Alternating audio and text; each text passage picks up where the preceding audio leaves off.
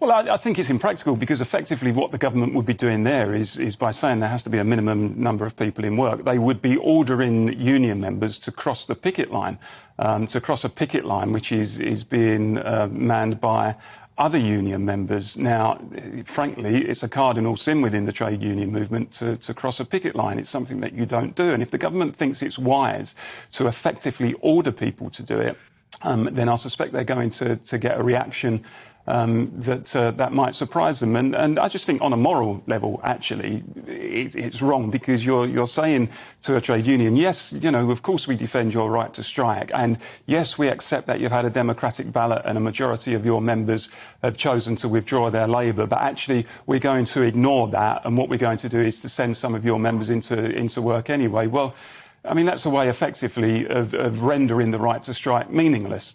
Because what you do is say, well, any impact that the strike is likely to have in terms of leverage on the employer becomes completely diminished. And you know, as I say, we've already got in this country some of the most restrictive trade union laws in the advanced industrial world. It is not easy to go on strike in Britain. And when the Trade Union Act came in a few years ago, set minimum thresholds for turnouts, etc., it became even harder to take strike action. And like I said, Deanna, the truth is that people do not do it as a first resort. I've been on strike on a few occasions. I've stood on picket lines. I know how difficult it is. You agonise over the decision, particularly somebody like me in the fire service. You agonise over the decision and you know the impact that it's going to have on your family financially as well. But you do it because you've got a genuine grievance. And if anyone can say to me that workers in this country have not got a genuine grievance after 12 years of an economic situation that they have had to pay for and that they've had to bear the brunt of, then I would say you're on a different planet to me. And